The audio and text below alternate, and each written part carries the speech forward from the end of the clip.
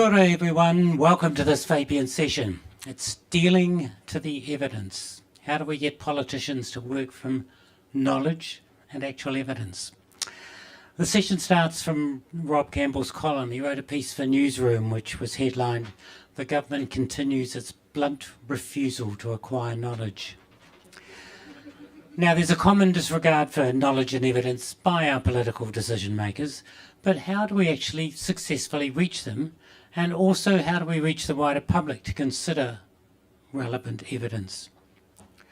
Now, Rob, Chancellor of AUT University, to prove it, he's got the jacket. And joining him on the panel, public health expert Michael Baker, Professor in Public Health physician.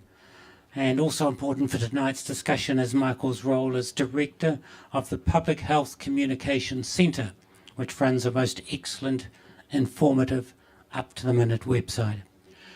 And running a bit late and coming in about 10 minutes' time will be climate expert Tim Naish, Professor in Earth Sciences. So we'll start with Rob introducing the issues, working from his recent column. Then we'll turn to public health and climate, and rest assured there'll be time for questions at the end. So Rob, kick us off. Thank you. Thank you, Philip. It's great to be here. Thanks for coming out on a pretty chilly night. I seem to make a habit of being the person on panels who knows the least about the topics that we're discussing. And I haven't let that stand in my way, but I hasten to say I'm not speaking on this because I'm an expert on climate or on health, and I'm certainly not speaking for AUT, and the people at AUT love me to say that so they can deny anything that I've said. But this topic of letting evidence get in the way is really something that I've become increasingly concerned about in this country, and to me it's become increasingly common for government policies to reflect anything but adequate knowledge or evidence. I don't think it's entirely a result of this current government, but it's certainly something that we have drifted into, and to me that's a challenge for those of us who oppose the decisions that are being made on that basis, but it's also an important challenge for public servants working in the system. I'm going to touch on some of that, and it's also a challenge for researchers who obviously don't get funded, or increasingly don't get funded for research, be it for underlying important policy issues, or get their research, which they have done, ignored. And I was making the point to Michael before that New Zealand, for example, has some global class public health researchers, but their advice has been routinely ignored by successive governments over a period of time. There are some glowing pieces where it's been taken, but many pieces where in fact it hasn't.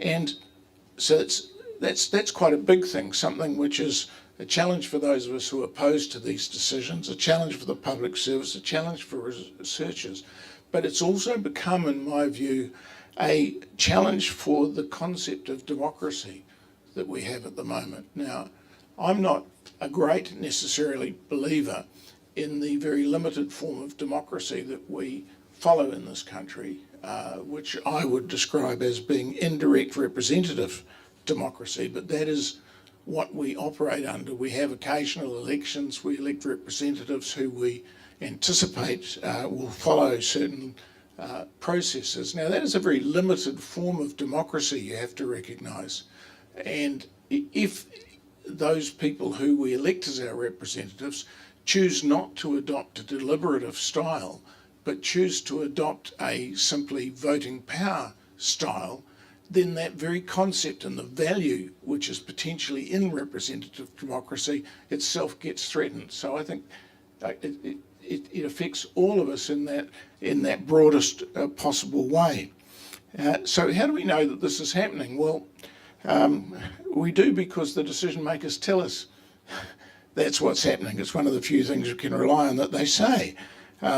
There's little evidence or knowledge advanced in announcing decisions, and public review of decisions is truncated. I mean, I don't know if any of you heard, but Simeon Brown was on the radio earlier today talking about the Waikato Medical School, and when he was pushed about this question about what the basis for it all was and whether it had been a crooked decision and impacted by PR advice rather than evidence, his answer was, in 10 years no one will care. Now, the tragedy is that's probably right, unfortunately. The tragedy is he's probably right about that, and yet it tells you so much about what is happening in our democracy that could be said quite so bluntly that, yeah, that could be right, but in 10 years no one will remember or care. So what it relies on now, a policy that we get introduced, is what was in a coalition agreement that wasn't made in public, was made in private between the leaders of the parties, anecdotes from various supporters, partisan background lobbying, and all that's replaced genuine public examination of issues and options before, during and after decisions. And so the idea of dispassionate public service advice, the idea of an objective public service giving dispassionate advice to the politicians, has really been replaced by an imposed ideological framework which replaces genuine policy making based on knowledge. And just again, to draw on just the most recent example I have of this, there's a Paora amendment bill going through Parliament at the present time.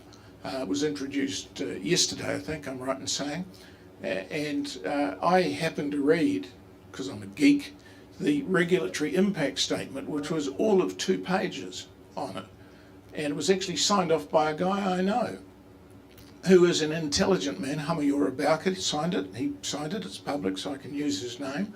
And it reached almost no conclusions at all about the potential impact on Māori health of the changes which were being made, reducing all Māori health input to impact to advisory and away from any decision making or actual influence.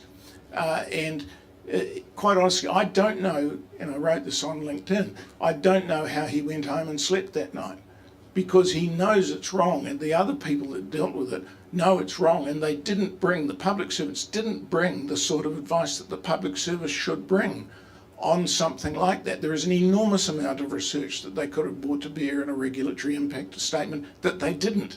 And that is because, let's be frank, it's not because they don't believe it, it's because they are scared for their jobs.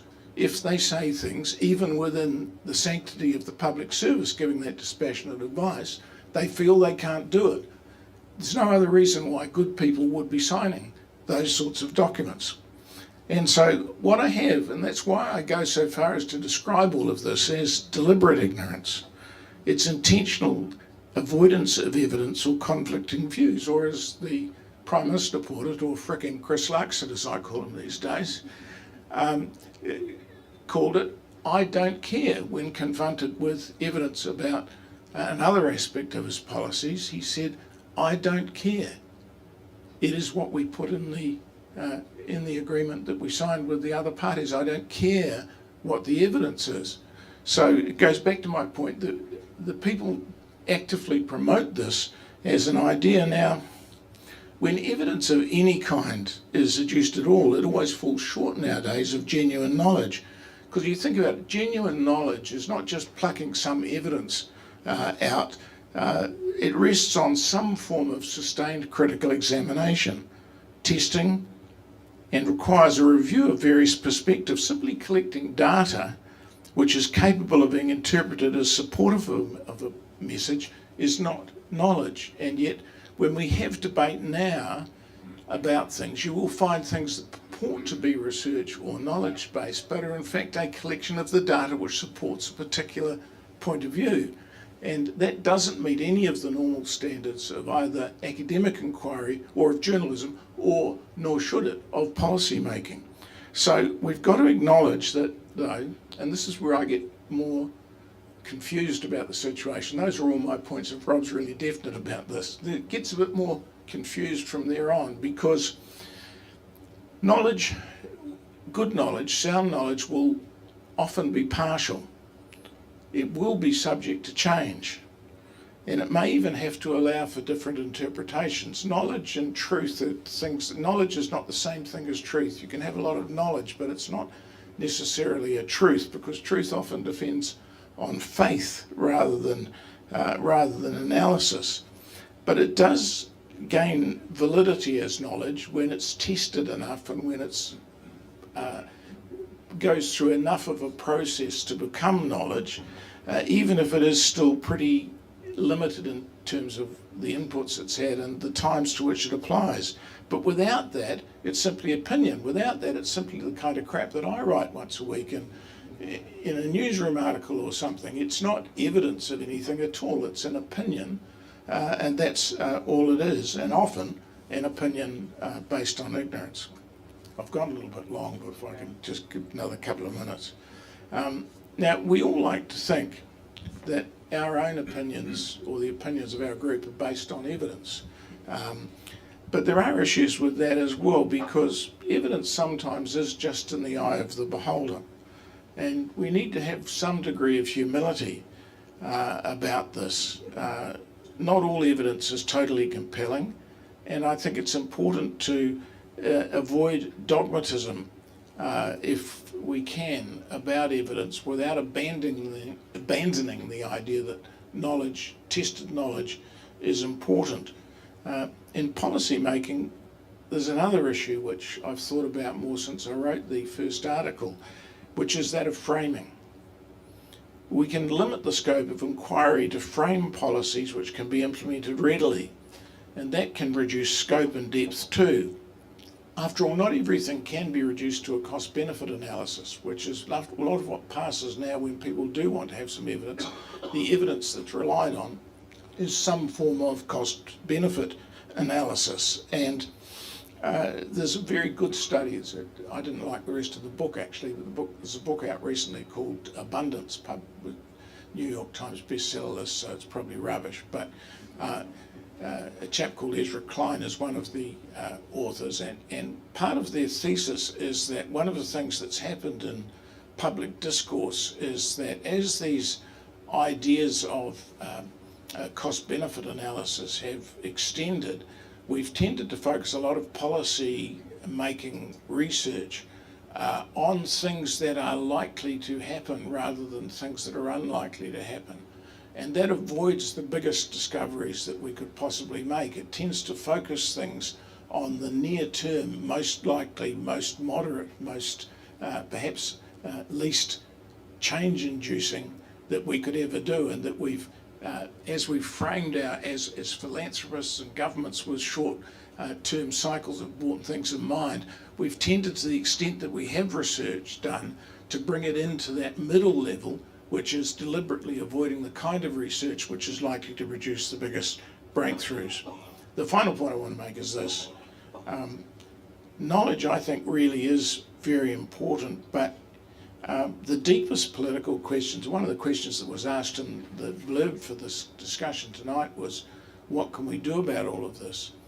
And I think as we react to it, ignorance is not always just replaced by knowledge or by other evidence. These are often deep political questions, and many deep political questions are not resolved by evidence one way or another.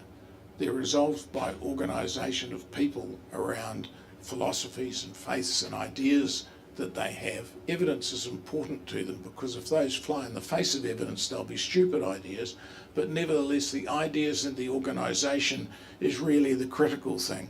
I don't think we can get to a point, it's the final point on which I want to make, I don't think, well, even though I believe in evidence and knowledge should underpin policy decisions we're making, and it's been deliberately avoided, I don't think that can be resolved, for example, by setting up some form of public service department that can decide objectively which policies work and which policies don't work. That ignores framing, it ignores selective evidence, and it ignores the fact that some of these matters are of deep philosophical importance that can only be resolved by political struggle. So I don't go as far as Mao Zedong saying there's no truth, there's only class truth. But there is an element of truth to that idea. some ideas are challenging one to the other. Some reflect simply power relationships and not simply calculations you can do in a cost-benefit analysis. So I want to argue for knowledge, I want to argue for evidence and policy making, but I also want to argue for not abandoning political struggle and turning it just into a technocratic argument. Thank you. Thanks very much.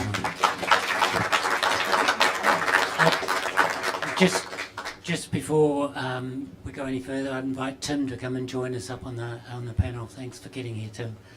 It's great. Now, Michael, you've got lots of things happening with measles epidemics, Campylobacter outbreaks, all sorts of things. Are they epidemics? Are they outbreaks? Take us through some of the issues for your field. Yeah, well, kia ora koutou, and thanks very much for. Is this working? Is it working? Yeah. Well, kia ora koutou. Thanks very much for the invitation to come along tonight and making the connection between us all, which I'm sure will be a lot of areas of agreement. This is the first Fabian meeting I've been to, and I'm really impressed when I found out more about the background to this organisation.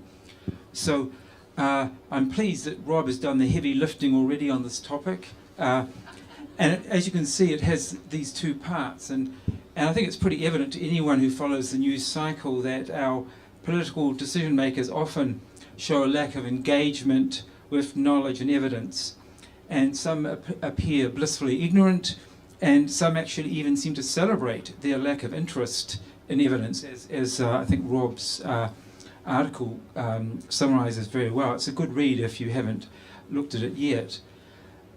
We're also seeing a winding down of those critical institutions that feed knowledge and evidence, and of course declining research investment, which is really affecting universities and other institutions, decline in our public service, which is critical for translation, and also the media for providing, I guess, a channel for disseminating knowledge.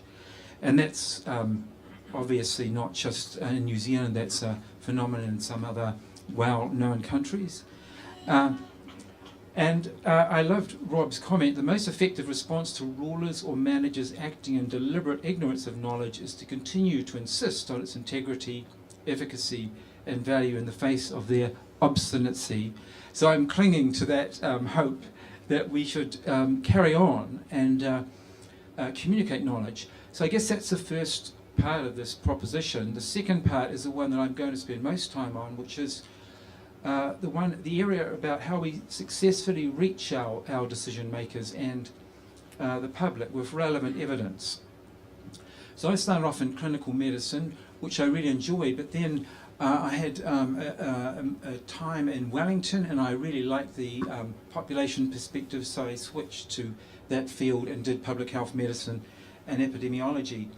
And the one thing about the area, it's the science and art of preventing disease, prolonging life, and promoting health through the organised efforts of society. And that's a critical thing, that our tool has to involve effective communication and getting evidence before our policy makers and decision makers, and then them acting on that. I should also say that, like everyone who's been in the field for several decades, you feel you've been on that, your own knowledge has become more sophisticated, but also the discipline has become more sophisticated. So we've moved from a huge focus on health education, putting the responsibility on individuals, to then moving to health promotion, and we had the famous Ottawa Charter in 1986, and that really shifted the focus to the broader social, economic and environmental factors that influence health. In other words, making the healthy choice the easy choice. So that was a huge advance in thinking. And more recently, we have the commercial determinants of health, which was introduced, that concept, around 2013, and has become much more established. And as you can see from the name, that means really looking at how commercial actors shape societal norms, environments and consumer choices, often prioritising profit over public health. And I think we're seeing much more sophistication in looking at those drivers and how we can address them. One area that I've been very involved in is the Public Health Communication Centre, which started a little over 2.5 years ago. And that built on a long tradition of having a public health blog from my department, but the big advantage was that a philanthropist endowed the university with enough money so we could employ 2 staff in perpetuity. And so that's really given us a lot more reach. And we really have 2 audiences. Our main audience are decision makers, that's policy makers and decision makers. And indirectly the public, often via the media.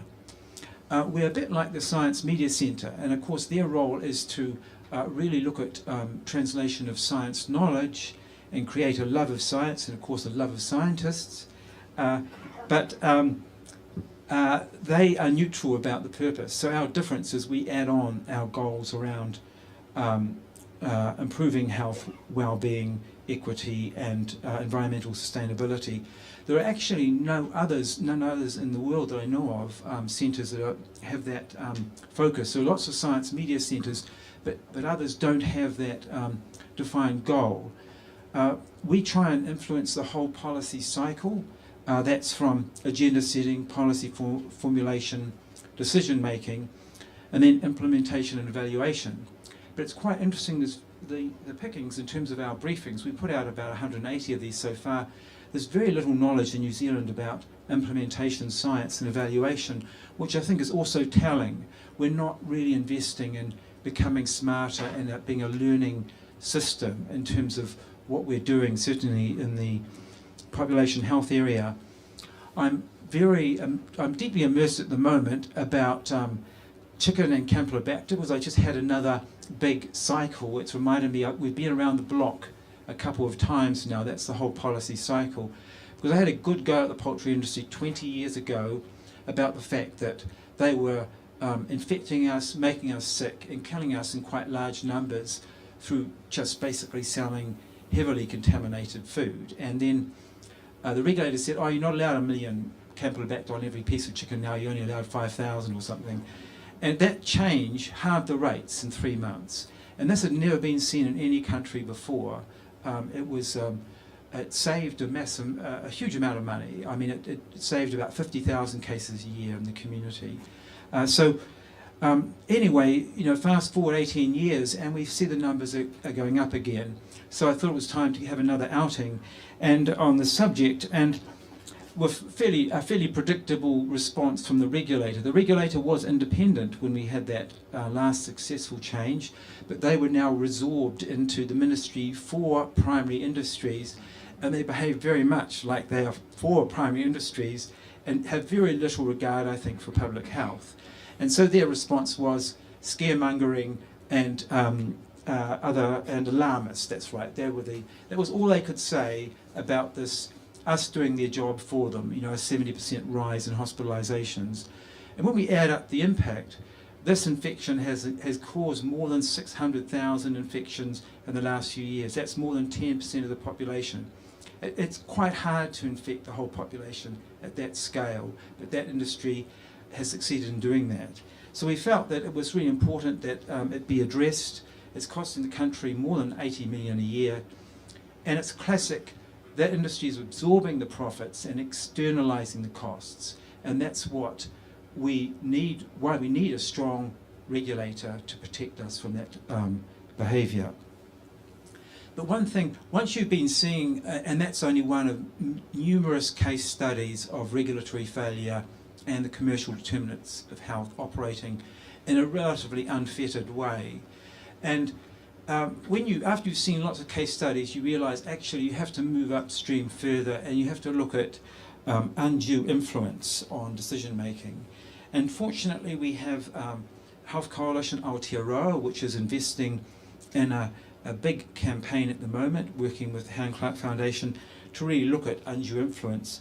And we have a new organisation, the Integrity Institute, and you might have seen that they just launched today for Newsroom a project, a Who Benefits project, and they have philanthropic money that they're going to put into supporting Newsroom to actually look at what the drivers are of this really bad behaviour by some of our biggest industries. And they're going to start with, of course, our biggest industry, Fonterra and the dairy industry, that is pushing back on the rules around protecting freshwater quality, which has already become abysmal in New Zealand, and it's going to get worse, and they think that's acceptable. I'll just finish by, if I've got another minute, I was looking for, because I don't study political science and I feel like a bit of a novice in that area, but I was looking at one article I found very helpful by Teresa Marteau, who published a book, an article, Evidence Neglect, Addressing a Barrier to UK Health and Climate Policy Ambition. So I thought that was a nice fit with us. And she identified two key structural reasons for this evidence neglect. Firstly, about political incentives favour announcing popular and ambitious targets while disincentivising the use of effective but often politically risky interventions, and mentions things like sugar taxes or restrictions on advertising junk food that are known to be effective but are unpopular with voters. Secondly, ideologies rooted in personal responsibility and small government, along with vested industry interests, often framed as nanny state overreach, and that's further marginalising evidence-based solutions. So both of those things we've seen in abundance in New Zealand. So she has two practical solutions to reduce neglect of evidence. One is engaging citizens in policy making, and you probably talked about some of these approaches like deliberative democracy approaches, such as citizens' assemblies, and they can build public understanding and support for effective but initially unpopular policies. So hopefully that can be one of the key strategies on the reform agenda. And the other one was legally mandating accountability in the policy process.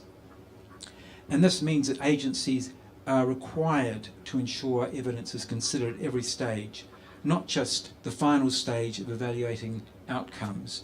So this will be more formative evaluation and so on. So both of those seem eminently practical and useful approaches. And just to summarise, the broader message is that evidence-based policy making cannot be achieved through better research alone. It requires changes to political institutions and processes. And I think I found that quite an insightful view, because at the moment we tend to assume that all the responsibility is heaped on the researchers. They have to translate, they have to summarise and communicate the evidence. And of course I'm fine with that, we're doing that all the time, but it's not encouraged necessarily by most science institutions. The public research organisations descending from the CRIs, it's not clear whether that's going to be a big part of their new identities or not. I mean, traditionally they have not been necessarily encouraged to speak out. So ultimately, the one thing I feel that I'm still struggling with personally is we spend a lot of time saying what's wrong. It would be much more appealing, I think, to paint a very vivid, appealing picture for where we're all going, and that is obviously partly political, but we do see a lot of expressions of that. I don't know if they're really coalescing into a strong, really attractive, vivid movement, but we could think of the more technocratic aspect, like the UN Sustainability Development Goals, which I think are noble, but they get very detailed.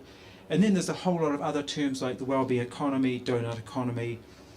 I don't know, I'm not sure about degrowth as a term, just transition, circular economy, and ecological and regenerative civilization.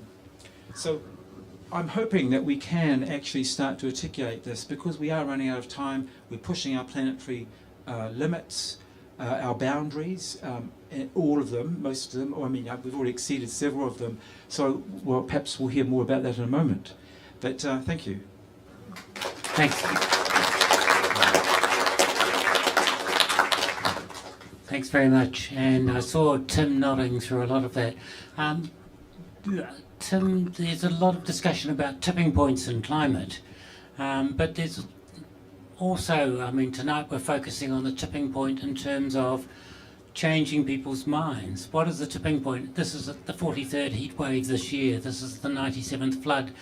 When does it get to be sufficient to change politicians and to change the public? Well, thanks, Philip, and Michael and Rob.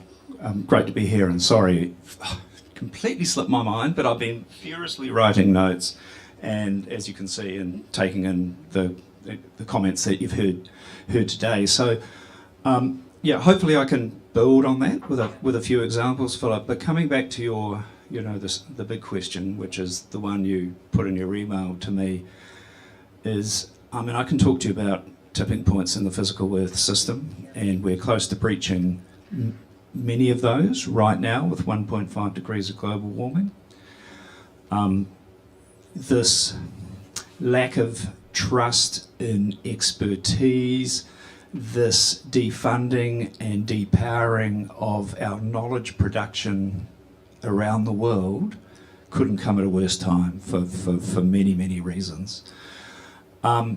In terms of what we're really talking about, which is social tipping, is when, we were having this conversation today about climate-related natural disasters, and we're all seeing them more and more, and we've just seen Nelson getting hit again, Tairāwhiti gets hit all the time. It's becoming the new normal. If you look at the NIWA stats, last century, there were 3 or 4 really large climate-related disasters, Cyclone Bowler one of them, that led to major insurance claims and loss of life. This century alone, we've had 16, and they're increasing, and they are the new normal. So how many natural disasters do you need? How many times does Gisborne or the Hawke's Bay or Auckland or Nelson need to be hit before policymakers and decision makers and the public demand a tipping point, demand a longer term strategic approach, systemic approach across government institutions, knowledge providers, that doesn't bounce around in a 3-year electoral cycle, but puts in place sustainable, resilient policies for us. And so I don't know the answer, and if you don't have a huge amount of faith in human nature, you might say we're always going to opt for the short-term, how can I recover from this next disaster, maintain things as best I can, but keep my head in the sand and not really think about how do I put in place a resilient, how can I be part of a systemic change that makes the world a better place on a number of levels. So I'm sorry I can't answer that question. I still have hope. Yeah. But it's so much of it is people, treating, and the media treating each event as a single episode rather than stitching together the pattern. Yeah.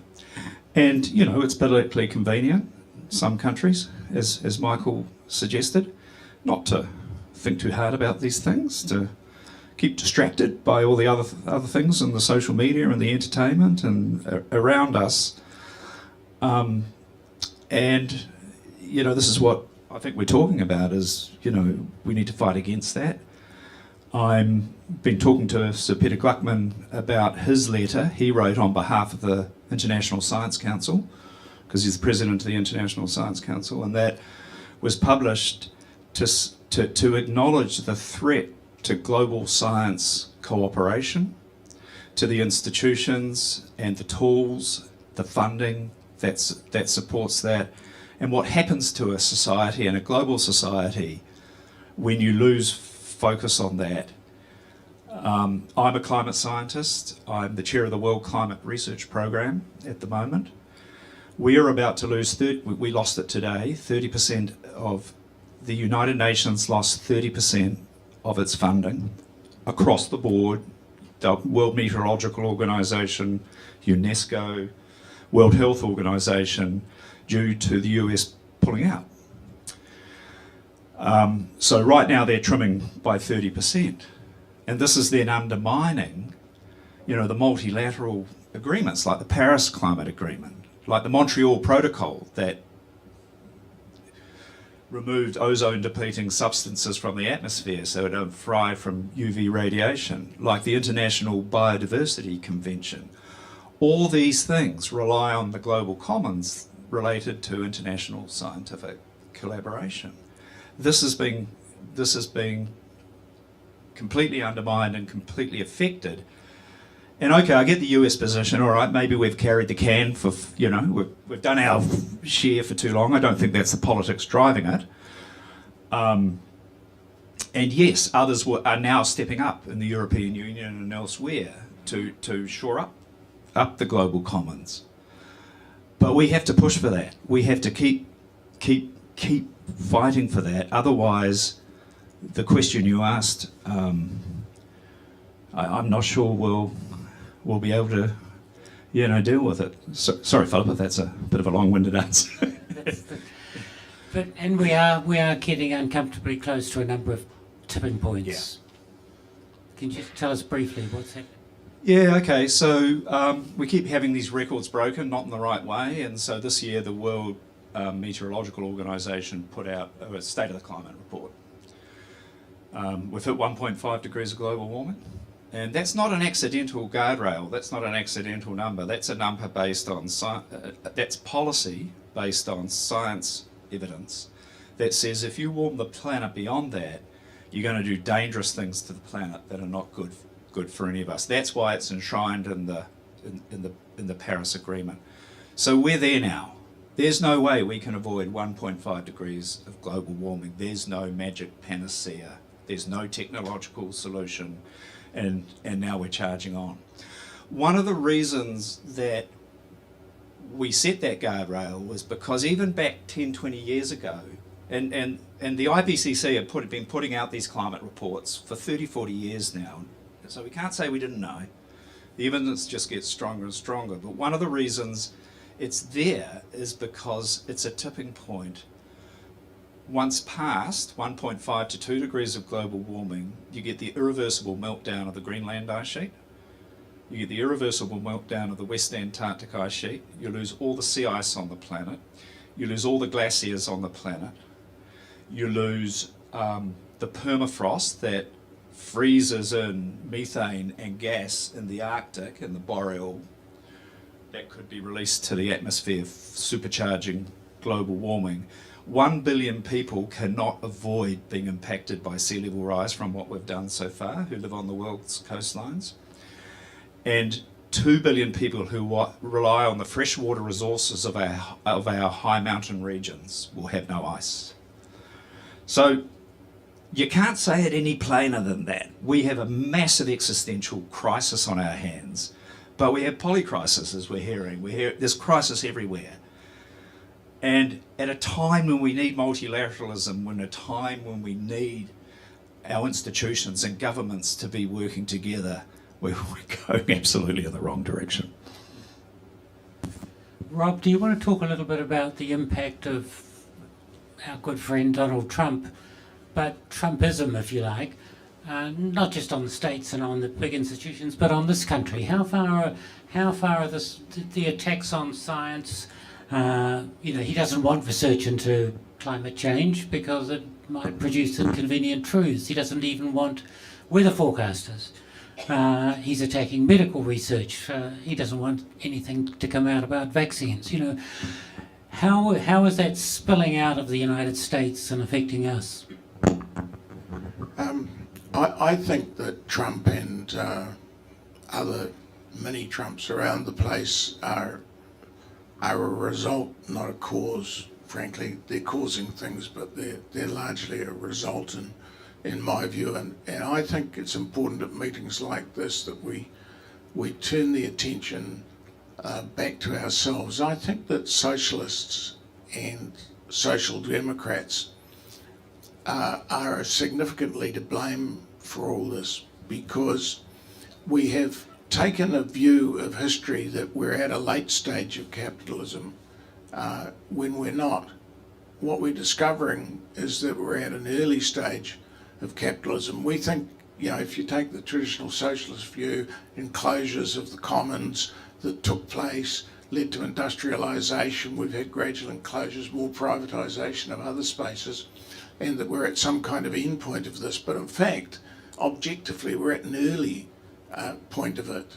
Space, the oceans, the Antarctica, large parts of our world are being enclosed right now. We've enclosed or privatised more things, and we haven't been awake to as socialists, as social democrats. We haven't been awake to the fact that this is continually going on.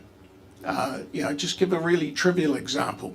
Isn't it blindingly obvious that KiwiSaver, which most people seem to think is a good thing, has been the early stage of privatising superannuation? People can live with government superannuation being under threat because we have privatised part of the superannuation system with KiwiSaver, which the left thought is a great thing. Good old Michael Cullen, we introduced KiwiSaver, privatising support for people in the last years of life. We're at very early stages of this. Cryptocurrency is effectively privatising the issuance of money as means of exchange and stores of value and speculation. There are all these things still going on, illustrating we're at a very early stage of the damage that can be done by these things. And the left has been, I think, abject at understanding, including myself in this. This is not as much as self-criticism as anything, but has been fundamentally missing in dealing with this. And you will have all been through it, for example, the way so many on the left scoffed at early environmentalism. I can remember so many of the left in this country and in other countries scoffing at Tony Brunt and others forming the Values Party around environmental objectives and how he was really missing the point and it was all about this and that and the next thing. But it's not, is it? We now know that's right. We now know that in fact there was a whole lot that was going on that we were not joining, that we thought was a distraction from the very limited view that we had about where we were in the history of the world, and the history of human evolution, the history of capitalism. And until we accept that we were wrong about some of that and start focusing on these bigger issues that are around, I think that we're not actually a very believable force. I think it's one of the reasons we're struggling, is that even in our own heads, we're not any longer a very believable force about things. So, Fabius the delayer, well, we might have delayed a little bit long. And it is a very late stage of all these things that we're doing. And so many of the things that we think are probably quite good things have turned out not to be. And I think that it just emphasises to me how much more deeply we all have to think about these things. So Trump, you can pile up the epithets, can't you, as you can against our own kind of mini Trumps here, but until we have developed a thesis of what a proper human response to these things is, I think that we're not credible and we're not going to build together a response to it. And where do you see that happening? Well, developing the response? It's probably unlikely to come from an old white man like me.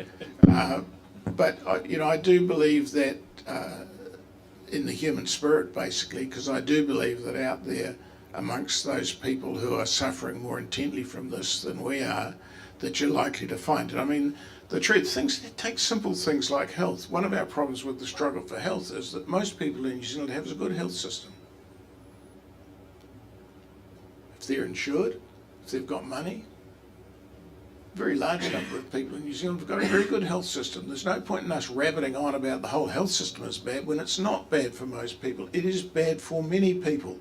We are undermining it for everyone at some points, but we're not clear enough about where it is that is going wrong and what is wrong with it. And I think you can multiply that through the sort of things that Michael's talking about as well. How much are we prepared to really confront commercial determinants of health?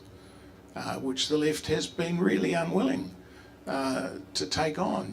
We haven't really been very prominent in pushing about these things. It's always been said, it's a little bit of a distraction about this. We've got this to deal with over here. But in fact, it's very important. So I don't know. It's not going to come from me, but I do have hope that younger people are going to produce some answers to this. Tim, do you want to pick up on this? Yeah, just a couple of things and then I'll hand on. But completely agree. Apathy, distraction. You can't blame Trump. You can't blame Boris. You can't blame the rise of the far right. It's there because of us and our lack of action on this? And that's the answer to your question, really, Philip, is why, where is this tipping point? Well, this tipping point will come, but I fear it'll come to a bit late. And, how do we engender that behavioural change en masse, where I have faith in humans as well, some of them. But are there enough of us, and how do we do it? And that's the gnarly question. Michael, do you want to pick up on that? Well, I'm very interested, and maybe even some people in the audience may have views on this, is how do we paint a more desirable future that people are drawn to? I mean, we can rattle off, the polycrisis, and then lots of mini crises, and we can look at pathways that are driving those, and we can perhaps do the whack-a-mole thing and deal to some of them, but how do we actually, and it's beyond root cause, it's to have a more fundamental, I think, collectivist approach to these shared goals and make it sufficiently attractive that we are drawn in. We're not sort of atomized into this hyper-partisan situation we seem to be in now, where it's winners and losers, which of course is not.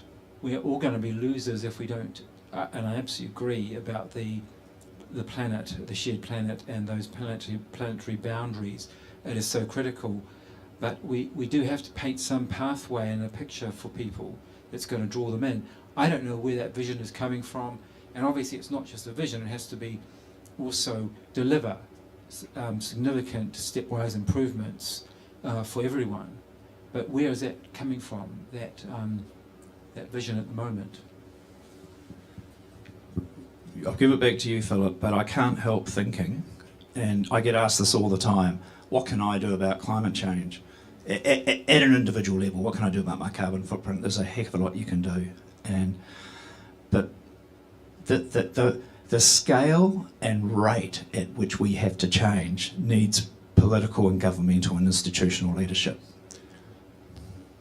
There's actually not a bad book that I bought today downstairs. Do a little advertisement. I got told this morning about a book by a guy called Tim Naish called On Tyranny, and it's a short little book because I read it this afternoon over a cup of coffee.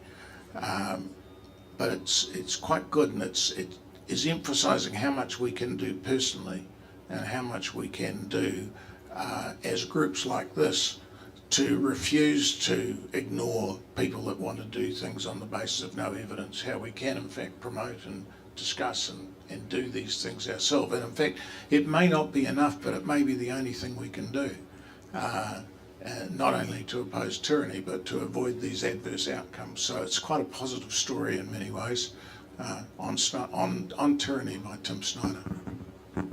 Thanks very much. It's time for questions from the... When I asked the young lady downstairs if she had it, she said, yes, it's great, I'll get you a copy. Brilliant. That's what we like. That's Unity Books for you. Okay, questions from the floor, and make sure, please, that they are questions and not further statements.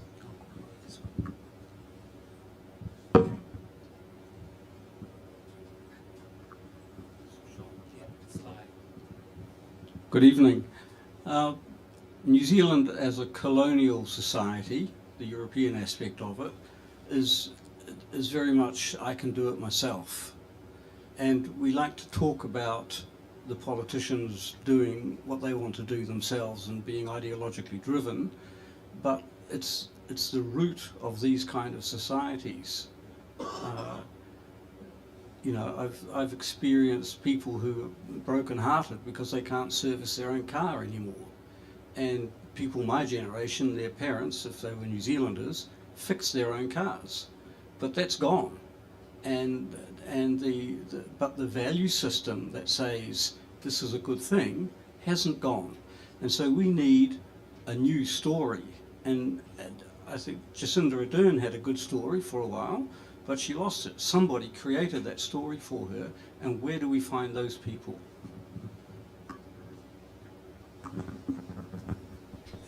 The values, very quickly on the values.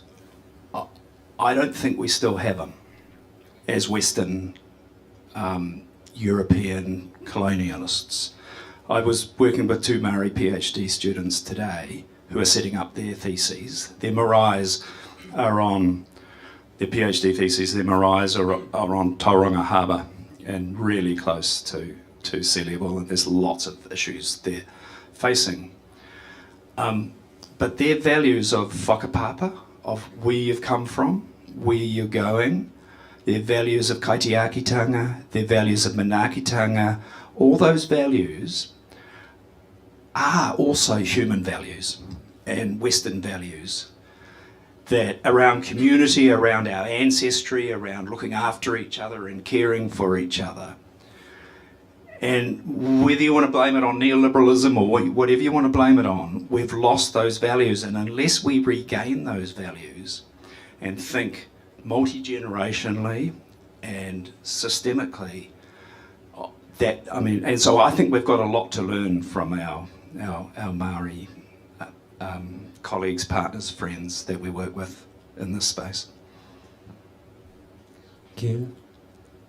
Brent. Yes, thank you, Philip.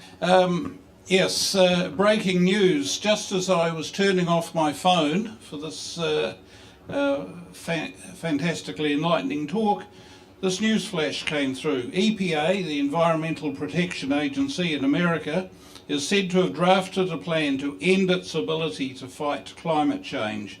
According to two people familiar with the draft, it would eliminate the bedrock scientific finding that greenhouse gas emissions threaten human life by dangerously warming the planet. So that's America out of the game, basically. I'd just like to ask what, in fact, the rest of the world should be doing if we count America out as being a participant in saving humanity. Oh dear. Yeah, kia ora, Brent. Well, you know,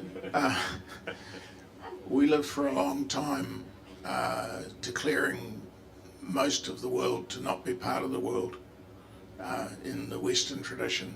We lived a long time, so I think we might have to get just used to declaring the United States as not being part of the world and rely on the rest of the world. I don't think it's that new in a funny way. I'm not trying to make light of it, Brent. What you say is a critically sad and tumultuous thing, but the majority of the world going forward is not going to be in the United States, and we've got to rethink where we sit in relation to the world and not rely on the United States. The tragedy is we still seem to. I mean, I think you're right, Rob. I've had Trump before. He pulled out of the Paris Agreement before, and now he's doing it again. But not only that, he's removing a lot of the funding, the institutions, and the people who do that work. So to make things worse, NSF, the National Science Foundation, the new budget the US are about to pass will be a 50% reduction. That's huge for the National Science Foundation. And so the slack has to be picked up elsewhere, and we will. Trump will come and Trump will go, and the US will hopefully, I don't want to say this, be great again in a scientific sense. They'll definitely hold on to certain things like investment in space exploration and in defence and military, and be world leaders in that. But it is a real concern, and it's one that, for me, we're fighting at the highest level we can. But we're also in the situation, if we put our heads up too much, we get our heads shot off. So, you know, we lose, from a United Nations point of view, I've got my sponsors saying to you, be careful how much you finger point at Trump and the US. Yet, you know, we've seen appeasement happen before, haven't we? And it doesn't end up in a very nice way. Michael, even with public health, where it's in people's interests to do medical research, we're seeing cuts. What's that all about? Yeah, I think it's a lot of public health research capacity is very precarious at the moment. The Health Research Council has not announced any details about its next year's funding round, and MB has abandoned its major funding round, Endeavour Fund, this year. So I think we're going to see a large decline in public health research capacity, the way things are going, or it will be in very specific areas. So we don't know at this stage, but there's a lot of uncertainty. So it's not helpful.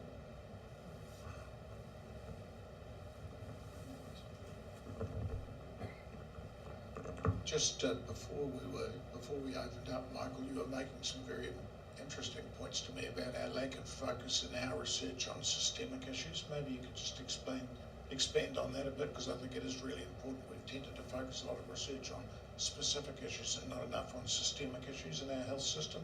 I think possibly a bigger issue too. Well, I think there's a general problem that we've got a very thin research capacity. We're a small country. We've almost got no health system researchers left in New Zealand. Some have retired or gone to Australia. So that's a real weakness. And when I was saying before, on the policy cycle, where we are still putting out a lot of research to set the agenda and think about policy options, there's virtually no research in New Zealand on implementation science or evaluation. So I think we're not able to learn about what works anymore. We just eroded that capacity, and I think that's a terrible weakness. If we want to be smarter and a learning society, we do have to invest at least something in those critical areas. Last question. Kia ora. Thank you for your presentations. Really interesting, but very depressing. I just want to ask the three of you, what advice would you give to the Labour Party in terms of development of policy?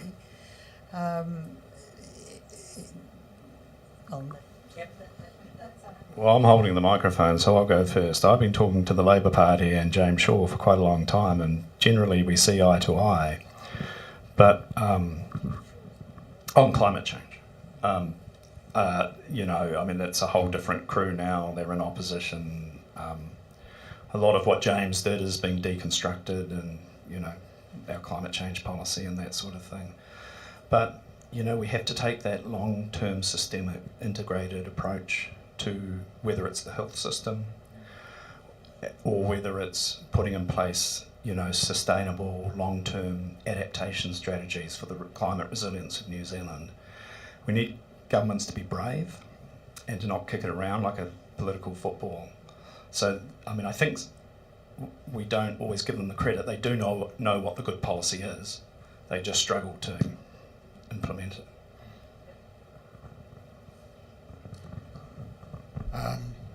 Both my Green Party and my Labour Party friends hate this, but I think it's a matter of extreme urgency that the Labour Party and the Green Party agree some principles that are going to be implemented in response to the current government and agree to genuinely power share about significant parts of that.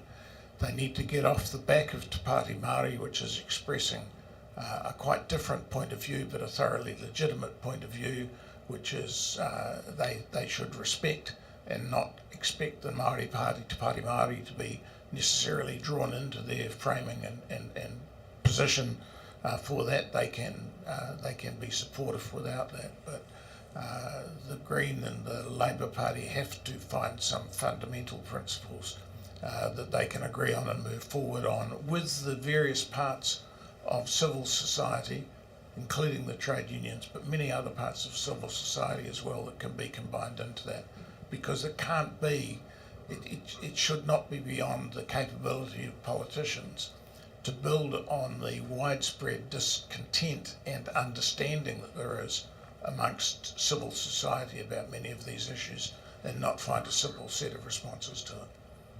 I think they're letting their political, personal ambitions get in the way of the right decision. Excuse me, I just wrote exactly that point to the Labour, Te Pāti and the Green. Exactly that point I made. And I get the answer back from Chloe, yes, they are willing to work together. But I asked, how are you going to help get work with Labour and get Chippy more visible? He needs your support. Because we're not going to win the next round if we don't. Well, the danger is that it may sleepwalk into the next round. At the moment, the polls are indicating, there will be a change of government. Michael, do you want to pick up? Yeah, I just really agree with Tim and Rob and their comments. And we've got to move away from the price of a pound of butter to those, I think, critical long-term perspective, and painting a very vivid picture for a New Zealand which does draw on Indigenous values, but also other incredible values that New Zealanders have that we saw, I think, in the first 18 months of the pandemic. We realised we could be world leaders, we could work in a very collectivist way. It was actually across all parties, there was a high level of support, and the evidence is overwhelming, and we're publishing a lot of that evidence at the moment, that actually achieved the best outcomes on the planet for not just health, but also for the economy over that period.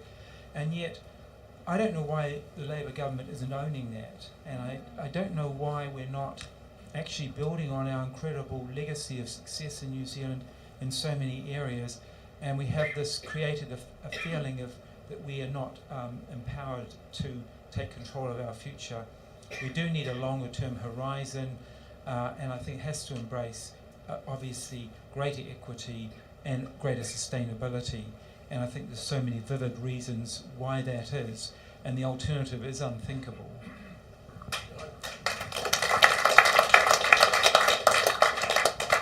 Similar question earlier today, actually, and I said that I think Chippy's trying to pretend he was never on Epstein's Island the same way that Trump is. Just wrapping this up now. No comment. It's been a focus for the organising group for the Fabians to think about building the progressive agenda, about working across the progressive parties, so that we do have something. They do go into the election saying, 1, 2, 3, these are the things we will do on day one. So it's something we can do as this group and as a number of other civil society groups. Okay, anything final? Tim, you're fine. I'd just like to say thank you to Rob, to Tim and to Michael. I mean, it's a huge issue, and we're sort of nibbling at a giant cheese, but I think it's such an important discussion. So thank you very much.